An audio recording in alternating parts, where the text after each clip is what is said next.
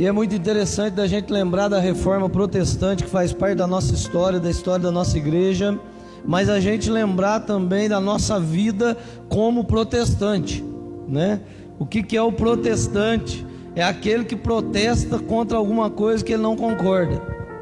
E a reforma aconteceu justamente por isso, porque alguns homens não concordavam com o evangelho que estava sendo pregado naquela época, e eles resolvem protestar contra isso, se levantar contra esse evangelho mentiroso e proteger o evangelho verdadeiro, que era o evangelho da palavra de Deus.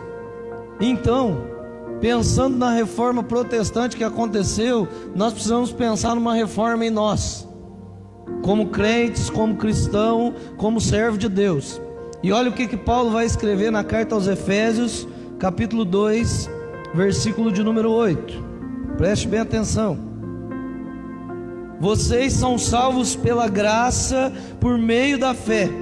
Isso não vem de vocês, é uma dádiva de Deus.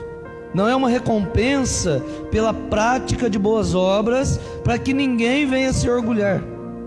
Pois nós somos obra-prima de Deus, criados em Cristo Jesus, a fim de realizar as boas obras que Ele de antemão planejou para nós. Amém.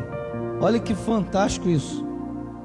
Olha que versículos que mostram para nós a importância que foi a reforma protestante, mas também a importância de nós fazermos uma reforma em nós como cristãos. Nós comemoramos 503 anos no último dia 31. E olha que interessante isso. 503 anos que alguns homens fizeram um movimento para que a igreja voltasse à palavra. A pregação estava perdendo a essência da palavra de Deus. Um movimento que foi feito de retorno à palavra de Deus, já que a fé cristã vivia uma profunda, olha que interessante, uma profunda crise. A fé do povo estava sendo abalada pela pregação que estava sendo feita. A leitura da Bíblia naquela época era restrita. Algumas pessoas podiam ler a Bíblia, outras não. Quem podia ler a Bíblia? Os clérigos. O alto escalão podia ler a Bíblia. Aqueles que se intitulavam homens de Deus podiam ler a Bíblia, mas o povo não podia. Esses pervertiam os textos bíblicos. O que eles faziam?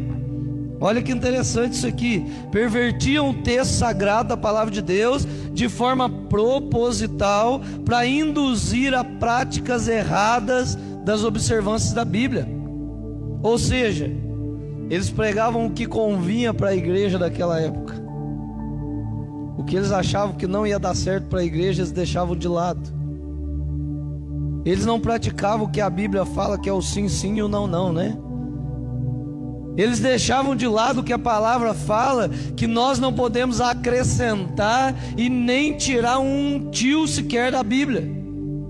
Esse povo não estava nem aí para isso. Começaram a pregar o que queriam, o que achavam melhor, o que convinha para eles. Quer escutar mais um pouquinho? Naquela época, a Igreja Católica Romana passou a impor a falsa teologia através do medo das pessoas. Sabe de que maneira? Presta atenção. Cobrando uma entrada no céu. Sabe como que chamava isso? Tinha um nome bonito: cobrança de indulgências. Olha que nome bonito, para falar que não estava cobrando um pedaço de terreno no céu. Hoje a gente tem visto isso também, né? Nas igrejas evangélicas. Olha que coisa triste, irmão. Nós temos vivido isso de novo. Tem gente vendendo tijolinho do céu, tem gente vendendo a coluna do templo, tem gente vendendo chave da vida eterna. A gente está vendo isso de novo acontecer, né? Há 503 anos isso aconteceu. O povo ficava com medo de não entrar no céu, e aí era cobrado esse valor em dinheiro para se obter um privilégio, o privilégio de entrar no céu. Um privilégio que Jesus Cristo, quando morre na cruz, nos dá de graça. Era cobrado naquela época. A vida eterna tinha um preço, irmão, e quem pudesse pagar mais ganhava. Olha que coisa triste de se ouvir. Quer mais um pouquinho? O fiel entrava no reino dos céus se pagasse esse preço, senão ele não ia entrar. Mas aí surge um homem corajoso, um homem chamado Martinho Lutero, e esse homem, no meio de tudo isso, ele olha e fala: tem coisa errada nisso daí, isso não está certo, isso não é a palavra de Deus, a Bíblia não me fala disso, por que isso está sendo pregado? Então Martinho Lutero, que era um frade augustiniano, era um professor universitário em Wittenberg, no norte da Alemanha, ele começa a analisar tudo isso e ele começa a escrever algumas teses, e ele escreve 95 teses que desafiaram a teologia falsa e mentirosa. E ele vai na porta de uma igreja e ele prega essas 95 teses na parede, para o povo ver que aquilo era falsidade, aquilo era mentira, aquilo não tinha nada a ver com a palavra de Deus. Mas para isso ele teve que se levantar e falar: eu não concordo, eu quero uma reforma urgente na pregação da palavra, eu quero uma reforma urgente na igreja. E ele escreve essas teses, e o fundamento dessas teses eram 5, que os protestantes nomearam de 5 solas, porque naquela época era meio que latim, né? Então era sola. O que é isso? Nós vamos entender junto aqui. O primeiro sola era sola fide. O segundo sola era sola scriptura. O terceiro era solus Christus. O quarto era sola gratia. E o último era soli deo gloria. O que isso tem a ver com a gente hoje, depois de 503 anos? Isso tem a ver conosco, irmãos, que nós precisamos urgente de uma reforma na nossa vida. Nós precisamos urgente entender o que Martinho Lutero entendeu, se levantar e dizer: Jesus, eu quero uma reforma na minha vida, porque está havendo muita enganação novamente, está havendo muita coisa errada, e eu e você precisamos ficar com o que a palavra de Deus nos ensina, irmão. Nós precisamos largar a mão de ouvir qualquer coisa, de aceitar qualquer coisa e engolir qualquer coisa. Nessa pandemia foi uma tristeza, você sabe por quê? Muita gente das nossas igrejas não assistiram o nosso culto, mas ouviram um monte de besteira na internet e falaram que estava uma benção. Mas depois a conta vem para nós. A conta vai vir para nós, que é nós que vamos ter que cuidar desse povo. É por isso que nós precisamos de uma reforma urgente. E Martinho Lutero então entende isso. E olha que interessante, agora, ainda hoje, no nosso tempo, no tempo que a gente vive, nós precisamos de novo de uma reforma nas igrejas, na nossa vida e primeiramente em nós. Mas o que significava então esses 5 fundamentos da ideia de Martinho Lutero? Primeiro, sola fide, é somente a fé. É somente a fé em Cristo Jesus, na morte e ressurreição dele, que nós temos a vida eterna. E a Bíblia é clara nisso.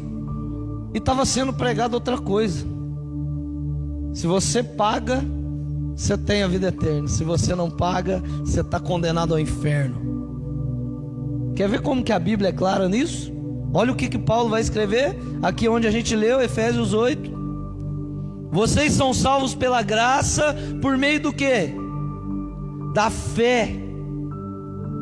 É a graça de Deus sobre a nossa vida e a fé em Cristo Jesus que nos vai salvar do pecado e garantir a vida eterna com Deus, com Jesus no céu. Não tem outro meio, irmão. Não seja enganado. Não deixe ninguém te enganar. É somente a fé. Martim Lutero entendeu isso. Ele falou: esse negócio que está sendo pregado é mentiroso. A Bíblia me diz que é a fé em Jesus, que é a graça de Deus derramada sobre a minha vida, mas o povo está pregando que tem que pagar. O primeiro fundamento que ele lança é esse: olha, é só a fé. Vocês são salvos pela graça por meio da fé, e isso não vem de vocês. De quem que vem? É dádiva, é dom de Deus. Olha que interessante isso. Isso não vem de nós, não vem de ser humano nenhum, irmão. Ninguém pode cobrar minha entrada no céu, porque o preço maior já foi pago quando Jesus morreu no meu lugar. Quando Ele entregou a vida dele na cruz, o preço pela minha vida foi pago, e ninguém tem o direito de falar para mim que eu não vou entrar no céu. Maravilhoso isso, né? Se você fechar o olho hoje, você ter essa certeza no teu coração. Talvez você está aqui hoje, você ainda não tem essa certeza. Deixa eu te convidar a fazer uma coisa. Entrega o teu caminho ao Senhor, confia nele, que o mais Ele vai fazer na tua vida. Entrega o teu coração a Jesus hoje. Sabe por quê? Se daqui a 5 minutos Ele voltar, você tem essa certeza que você não precisa pagar nada para entrar no céu, porque tudo já foi pago, inclusive pelo teu pecado que te separava de Deus. Martim Lutero entendeu isso, e ele fala: não, é só a fé. Pode parar de acreditar nessas coisas aí, gente. Não tem dinheiro que paga a vida eterna, não. Vamos parar com isso. Não é nenhuma recompensa. Olha o que o versículo continua dizendo, versículo 9: não é nenhuma recompensa pelas boas obras que a gente faz. Ei, você já ouviu alguém falar isso hoje no nosso tempo? Eu já ouvi. Eu vou ser bom, que aí meu lugar está garantido. Mentira de Satanás. Você não vai para o céu porque você é bom. Você não vai para o céu porque você é ruim. Você não vai para o céu porque você fez boas obras. Você vai para o céu porque Jesus Cristo morreu no teu lugar e te garantiu. Mais nada.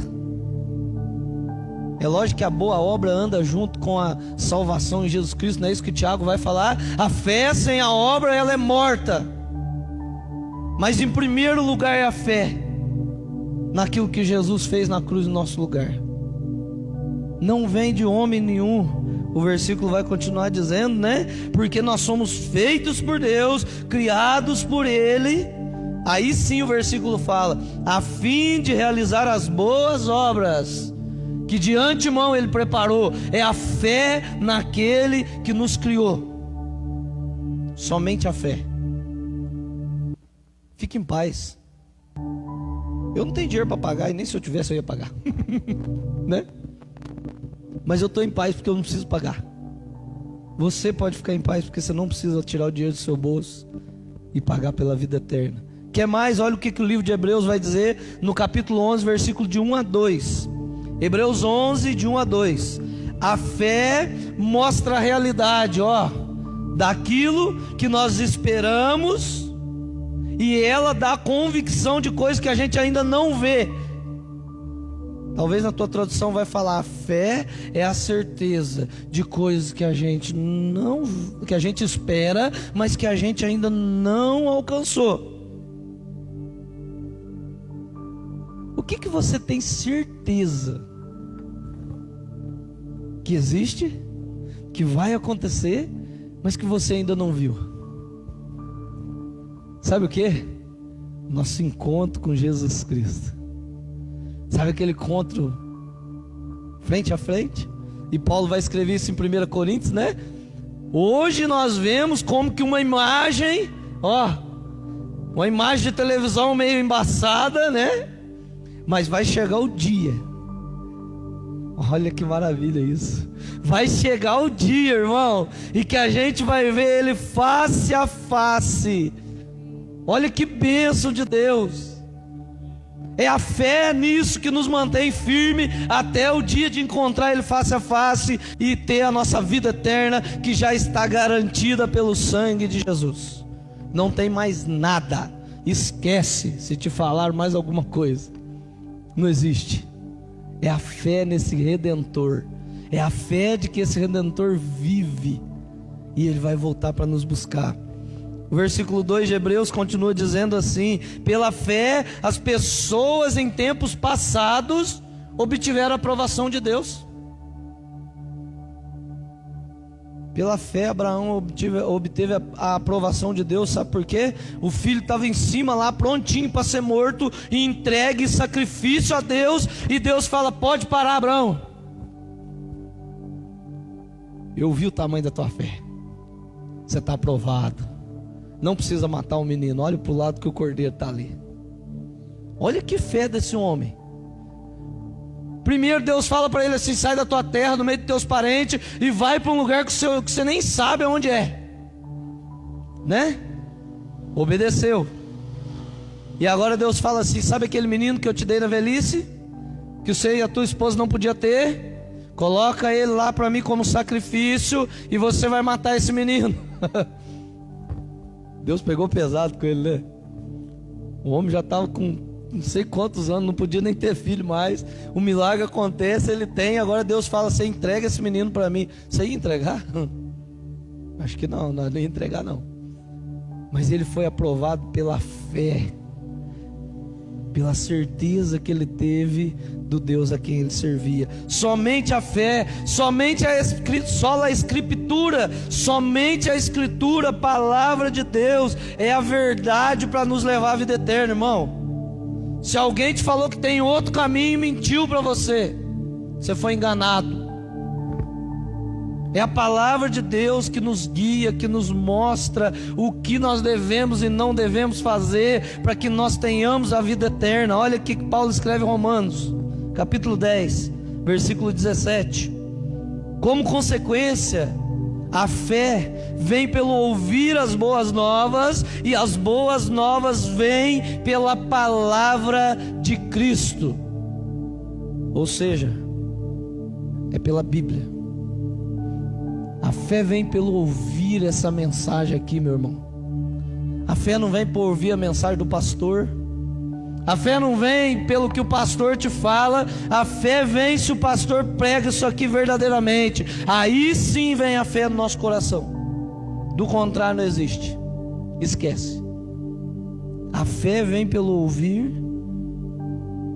E olha que interessante, ouvir as boas novas. O que é as boas novas? A pregação do Evangelho de Cristo Jesus. É a pregação da salvação em Cristo, do perdão. É a pregação da vida eterna em Cristo Jesus, na morte e ressurreição dele. E isso é boas novas. Essa é a boa mensagem que tem que ser pregada. E a fé vem por ouvir isso, e as boas novas vêm pela palavra de Jesus. O que mais? Paulo vai escrever 2 Timóteo 3,16. Para que serve a Bíblia, a palavra? Presta atenção no que ele vai falar. Toda a escritura é inspirada por Deus e é útil, conta comigo, para nos ensinar o que é verdadeiro, para nos fazer perceber o que não está em ordem na nossa vida, e ela nos corrige quando nós erramos e nos ensina a fazer o que é certo. É essa palavra aqui que me garante a vida eterna. Uma palavra que me corrige quando eu erro, uma palavra que me aceita quando eu erro, mas uma palavra que me ensina o que é para ser feito, irmão. Não tem nada dessas historinhas aí não. Faz não sei o que você... Irmão, esquece disso. Você errou, faz não sei o que tá tudo certo. Mentira de Satanás para tua vida. É a palavra que é inspirada por Deus e que serve para nos ensinar, nos corrigir, fazer a gente ver o que está errado na nossa vida e mudar. É essa palavra que nos garante. E aí o versículo continua dizendo assim: e Deus usa essa palavra para preparar e para capacitar o seu povo para toda boa obra. Você quer ser uma bênção na igreja nova? Quer entrar naquele lugar lá e fazer a obra de Deus maravilhosamente? Tá aqui teu manual. Engole isso daqui, né? Falando assim grosseiramente, né? Mastiga a palavra de Deus. Se alimenta dela, porque é ela quem vai te capacitar para ser uma bênção naquele lugar. É a palavra de Deus. Não tem mais nada, irmão. Curso é ótimo, é bom, maravilhoso. Congresso é maravilhoso. Mas o que vai capacitar a nossa vida está aqui. É aquilo que é inspirado por Deus. Solos Cristos. Ei, naquela época sabe o que estava sendo pregado? O Papa salva, não sei quem salva. Estava sendo pregado isso. Martinho Lutero fala assim: não, esse negócio está errado. A Bíblia nunca falou nada disso para mim? Que Paulo salva, que Pedro salva, né? Ele falou: não, é somente Cristo que salva o ser humano, o pecador. Solos Cristos, somente Cristo é suficiente para salvar. Somente a morte dele na cruz do Calvário nos garante a vida eterna. É somente Ele, meu irmão. É somente Ele que é o teu mediador entre você e Deus.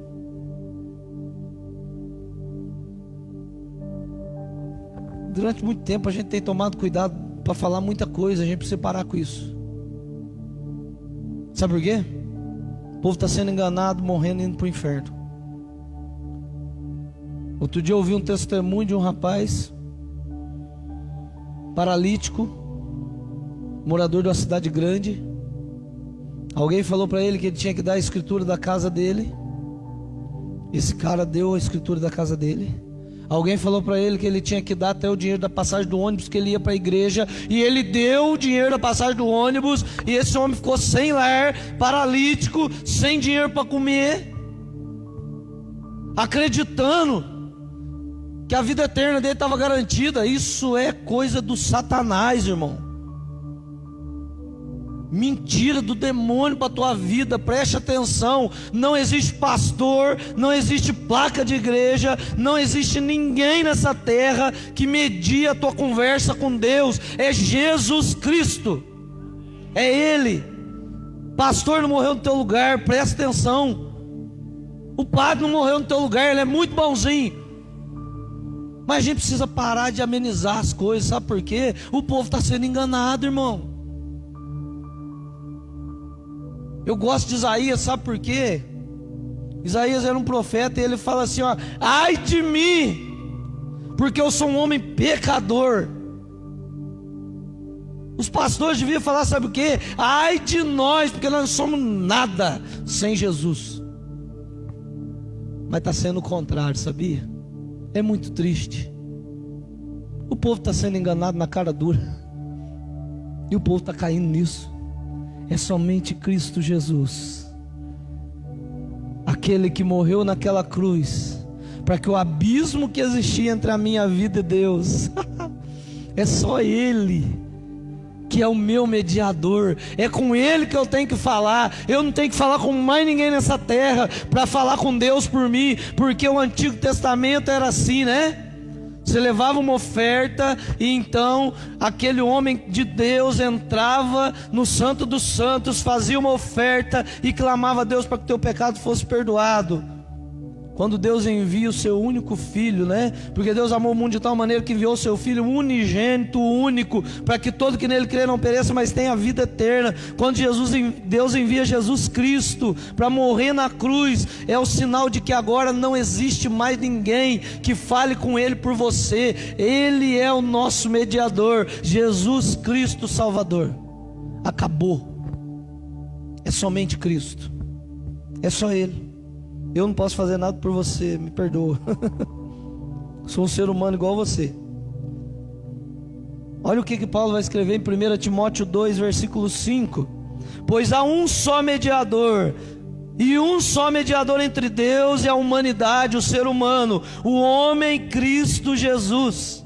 Ele deu a sua vida para comprar a liberdade de todos. Essa é a mensagem que foi entregue ao mundo no momento oportuno. Esse é o momento oportuno para o mundo escutar o seguinte: ei, para de me enganar, que tem gente que pode me mediar, é Jesus Cristo. né? Não existe mais ninguém. Portanto, Ele é capaz de salvar de uma vez por todas, aquele que se aproximam de Deus por meio dele. Ele vive sempre para interceder em favor deles. Esse Ele é Jesus Cristo, que está falando aqui em Hebreus. Ele é o nosso sumo sacerdote. É quem nós necessitamos para falar com Deus por nós e mais ninguém. Ele se entregou no nosso lugar. Sola gratia, né? Olha, se você pagar, tá garantido o teu tijolinho lá no céu. Mentira. A gente acabou de ler aqui que pela graça sois salvos mediante a fé. É somente a graça de Deus, pois todos pecaram e não alcançaram o padrão da glória de Deus. E aí Paulo vai continuar escrevendo para os romanos: mas Ele em sua graça nos declara justos por meio de Cristo Jesus, que nos resgatou do castigo por nossos pecados. A cruz era para mim e para você. E aí eu ouvi uma coisa muito legal: foi graça, mas não foi de graça. Sabe por quê? Ele pagou com a vida dele. Ele nos resgatou das garras de Satanás, do pecado, através da morte dele no nosso lugar. Ele pagou a nossa conta com Deus. Ele, somente a graça de Deus através dele. Olha 2 Timóteo 2: meu filho, seja forte por meio da graça que há em Cristo Jesus. Continua caminhando pela graça, continua caminhando pela fé, porque Ele te fortalece. Continua firme pela graça que existe em Cristo Jesus, pela minha e a tua vida. Não desiste, é só Ele, somente Jesus. Pois a graça de Deus foi revelada e a todos traz a salvação. Olha o que Paulo vai escrever aí. Pois a graça de Deus foi revelada em Cristo Jesus e traz salvação a todos. E por último, só lhe deu glória. A igreja estava trazendo a glória para ela, através de todas essas coisas erradas que estavam acontecendo. Todo mundo tinha a igreja como o Deus.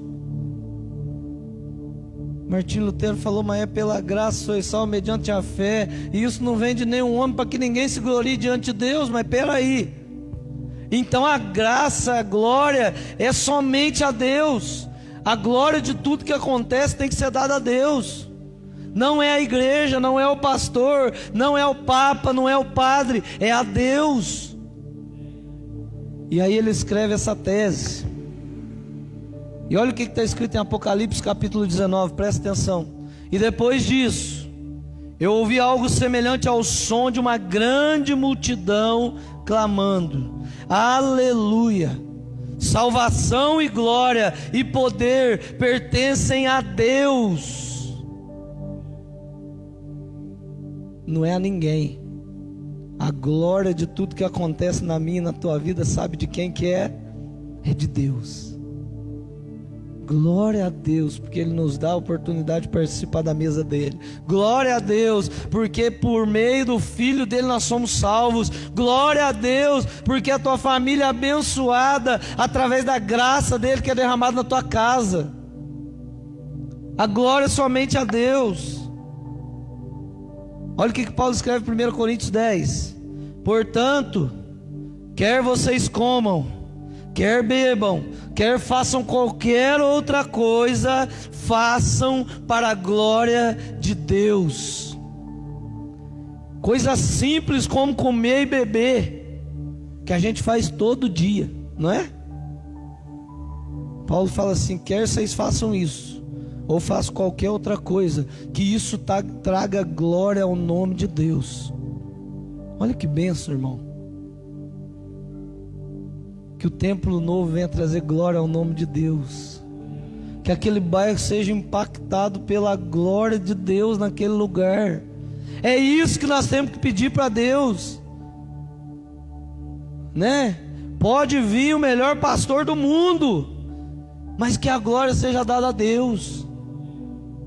Que todo culto que acontecer, as pessoas possam passar na rua e falar: olha, eu vi uma presença de Deus tão grande naquele lugar que eu não enxerguei nenhum pastor. Eu só enxerguei Deus naquele lugar. Olha que benção isso. Não é gostoso isso? É melhor do que enxergar o pastor. Esses caras feios que nós né? Só nossas mulheres que achou bonito, né? A mãe, né? Só a mãe que acha bonito. A mãe vai: ai, meu filho é lindo. Fala: isso aí, mãe, sou lindo. Mentira. Só a mãe que acha. Que as pessoas enxerguem essa glória de Deus na nossa vida, irmão. É somente a Deus que deve ser dada a glória, a honra e o louvor. O salmista fala: todo meu ser louve ao Senhor. Ó Senhor meu Deus, como és grandioso, estás vestido de glória e majestade. É a esse Deus que tem que ser dada a glória, e mais ninguém. Nós precisamos promover essa reforma no nosso meio. Nós precisamos promover essa reforma por onde a gente passar, porque o povo está perecendo por falta de conhecimento. Tem gente morrendo sem Jesus por falta de conhecer essa palavra. Hoje você vai sair daqui conhecendo, graças a Deus. E hoje você pode sair daqui transformado e falar: eu quero ajudar a promover uma reforma no meio que eu vivo, onde eu trabalho, onde eu passo na minha rua, no meio dos meus vizinhos, no meio da minha família. Porque tem gente da minha família seguindo o caminho errado, acreditando em qualquer coisa.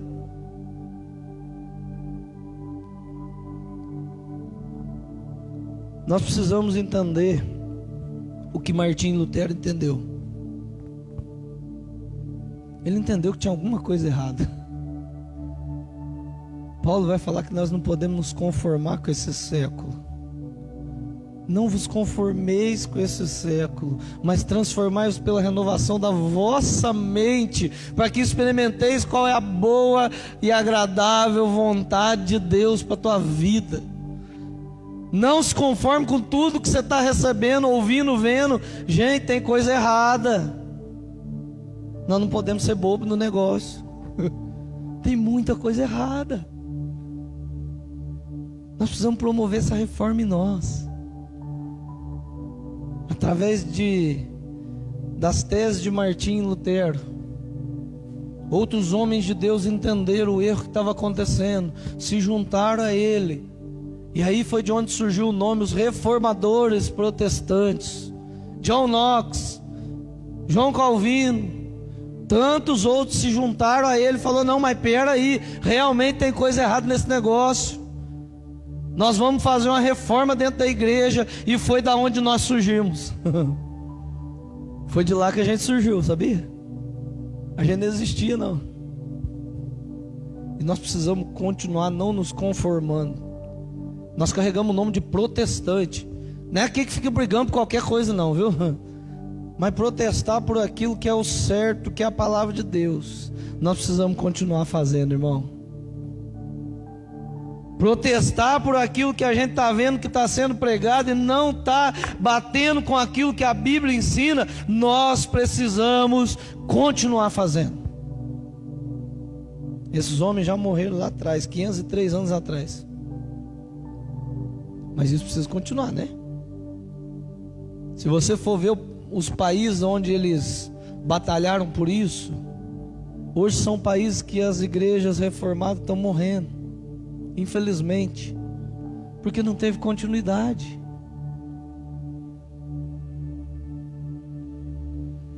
A tradição é boa. O que mata é o tradicionalismo. Mas a nossa tradição é maravilhosa. A nossa tradição, ela é ótima. O que a gente não pode ficar pegado é algumas coisas bobas que vem vindo lá de trás, que tem matado a igreja. Mas a tradição, a história, tudo que aconteceu, e isso precisa fazer parte da minha e da tua vida, porque senão nós não somos IPI do Brasil. Mas a principal reforma que precisa acontecer é no meu e no teu coração. Voltar para a Escritura. Voltar a nossa fé para Jesus Cristo, o autor e consumador da nossa fé. Voltar a entender que a glória é de Deus e de mais ninguém. Nós precisamos continuar pregando a graça. Sabe o que eu ouvi essa semana num curso? Foi maravilhoso. O professor falou assim: olha, só existe uma maneira de mudar o ser humano, e essa maneira se chama graça e verdade. Jesus tem os dois, não tem? O que João escreve dele lá? E o verbo se fez carne e habitou entre nós, cheio do quê? De graça e de verdade. O professor falou: você quer mudar alguém? Prega graça e verdade para ele. Prega a palavra. Se for necessário, você fala mais alguma coisa.